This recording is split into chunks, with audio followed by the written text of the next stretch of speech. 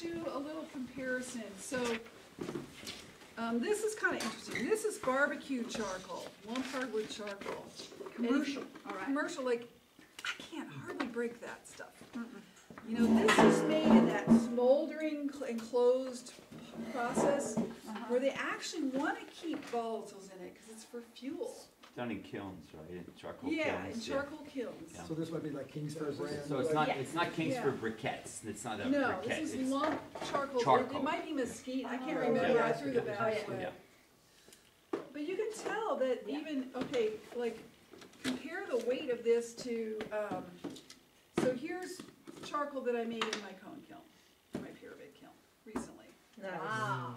And That's that- what you want. Little? Yeah, and that went through the shredder. It was, you know, it's a little finer maybe, but it's fine. It's It great. looks like my creosote from Woods. But it doesn't smell like it. No, no. It smells clean. So that's really nice. That's what we want to add to our soil. Yeah, this is easy to Or mix in your compost. soil. Oh, and yeah. it just blends beautifully. But despite the fact that that's wet, and this isn't, and this is packed in tight, and this has got airspace, which one's heavier? You know, they're about the same, I guess, maybe because it's wet. But compare that to this. This is high carbon ash from a biomass plant. So it's dry. Oh, it's like, this is Yeah. wet? It's still damp. Oh, yeah. Yeah. But Oh, anyway, yeah. you know, compare the weight of this. You know, there's more in here, but they weigh about the same. Because this has got all the volatiles in there. So you don't need the volatiles in the, In your soil, no, you don't want them. you don't And want them. somebody pelletized? Yeah, this char is pelletized char from, it's actually an activated carbon plant that's making char. And they pelletize it with sawdust because the char is abrasive and it just burned out the dyes, the pelletizing dyes.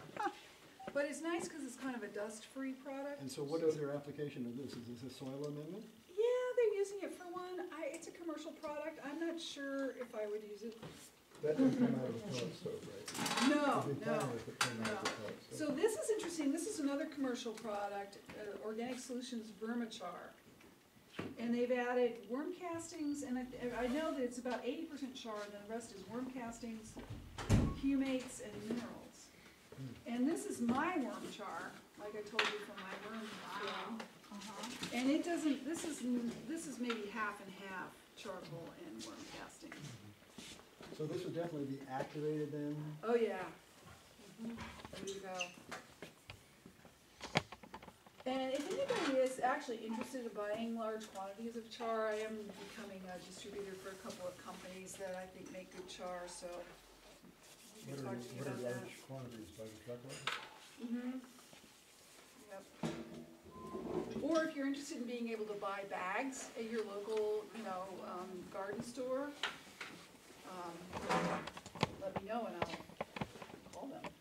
So you would So- bag it up for them? No, I would just distribute them bagged product, commercially labeled and everything. So here's two bokashi chars made at different times, and one of them was a little stinky. This one, and I'm not sure why. But what I've got here is about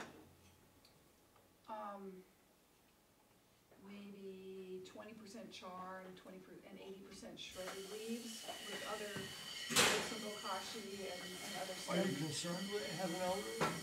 Well, I What think, does that tell you? Were they composted? no, the way, so I guess you guys haven't made bokashi. No, that's why I'm curious. Yeah. Why don't you explain what it is? Okay, Yeah. so, have a whiff of this, because, and figure out what it smells like to you. It's got a real pickly Are you smell. familiar with that? So, I don't know, I've been into making kimchi and other fermented foods for quite a while. And basically the main thing is an anaerobic organism called lactobacillus. They're a whole guild or family of them. And bokashi is, it's from Japan, and the word means hidden value, because it takes a while for it to show value when you add it to soil, it doesn't work immediately. And it's a combination of what they call effective microorganisms, mostly lactobacillus, but also some actinomycetes. Is it like a rice bran or something? And it's, And yeah, and you can use any labile carbon source that's food for microbes it needs. So it's a combination of wheat bran, molasses, effective microbes, and it's just, you know, like a half a cup of this liquid. And water, and then, I add some char and some, you know, minerals usually.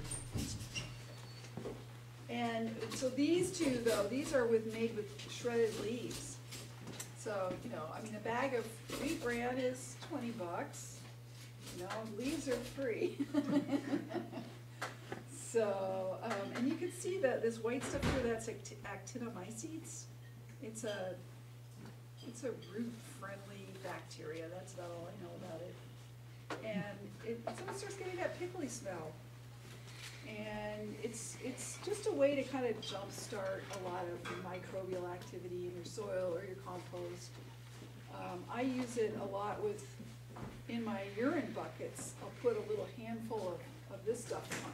I'll fill the bucket with charcoal, use it for urination, but actually right at the beginning, I'll fill it with charcoal and I'll just put a couple handfuls of this on top. And there's hardly any smell, it's amazing. You know, even in a 5-gallon bucket full of urine, which is pretty bad. So the urine actually well, it's not decompose, but if you let it sit for a while, it's not useful anymore. Yeah, it'll turn to ammonia and ammonia will volatilize. Yeah. So this is, I wonder if the carbon actually makes it inert or. It absorbs it, yeah. It actually absorbs nitrogen in urea, yeah. So you recommend the two? Yeah, I think the combination of charcoal and urine and bokashi is a really good combination. What's the recommended like minimal amount of time for leaving like urine in the charcoal like before you can apply I've it? tried to ask scientists that question and other people, and I think a week is plenty. So you can't smell it anymore?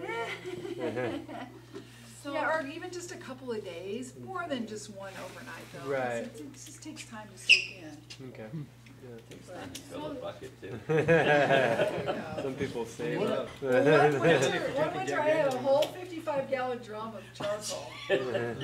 And I would just, you know, I would do little small buckets of urine and just keep dumping it in there. By the end of the winter, when I dumped out the liquid, it was clear like water. That was kind of interesting. The charcoal absorbed it. Now, when you did And that, it's odorless. would the Solids bear, settle was, out. There's still solids in urine, they settle out, I'm sure. Yeah. was the drum that you had that in, was it vented? Or was it? It had a lid on top. So here's some, I've just started trying to figure out how to take pH samples. You know, this is just real simple. Using a pH paper. It'll give us an indication of what the differences are in pH between these Still materials. litmus paper? Just your good old litmus paper. So can I have 4 volunteers, please? Yeah, we gotta go pee on it? Is that what- Yes. that's a pregnant one to do it. I was gonna save my pee for my biochar once I got it. Yeah, fill the cup, yeah. Anybody else? That's what the sheriff says too. What are you doing? I just need you to dip it in this, in one of these. Oh. Here you go. Okay, I'm just gonna show you what these are, okay? This is, okay, this is garden soil, my garden. This is bokashi. This is from my Kon-Kiln char. And this is that biomass ash, okay? So you take the lids off and just, you know, if there's, just dip it in there once real quick on just the end of it. Yeah, well, just so you pick. And then remember which one you picked.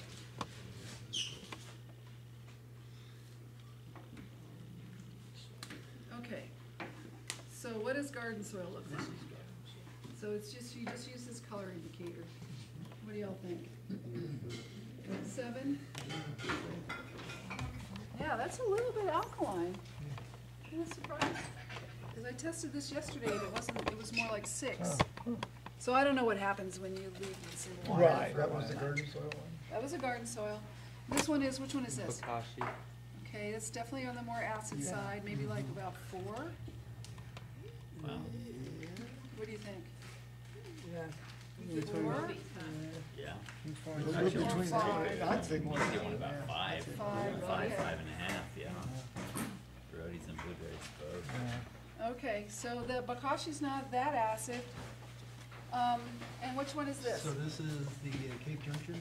Okay, the Kon-Tiki Kiln, let's say, my Kon-Tiki Kiln. Okay, and that looks like what, 7 or 8? What do you think? 7? Yeah, between 7 or and 8. 8? Between 7 and 8. So alkaline, but not over the top. Now here's that biomass ash. Oh, that's very alkaline. Yeah, this is 9 or probably 9. Wow. So there's just more ash in it. You know, if you did a chemical analysis on it, it would probably be 20 or 30% ash and 70% carbon. And it wasn't water quenched. You know, this was That's what I water was gonna quenched. ask, yeah. That's exactly the Right. difference right there. Yeah. Who is, Oh, what do you call it? Not non-water quenched, it's in the closed container again? It's not a retort. This is It's not a from a retort. biomass power plant. Remember, Oh, right, the right, morning I right. showed you that Yeah. chain grate, Yeah. Right. that stoker, the Mhm. boiler. So it's similar process to an open burn because it's there's oxygen available. It's just the char cools off before it can burn all the way, and they don't do anything to rinse it. So it's just cooled, and then it goes through a cyclone filter, and well, no, the bottom ash, I don't know. It's usually a combination of bottom ash and fly ash is what this stuff is. I'm not sure about this particular product, you know, what the combination is. So some of it will be soot that goes out and gets caught in a cyclone filter, and some of it is the bottom ash.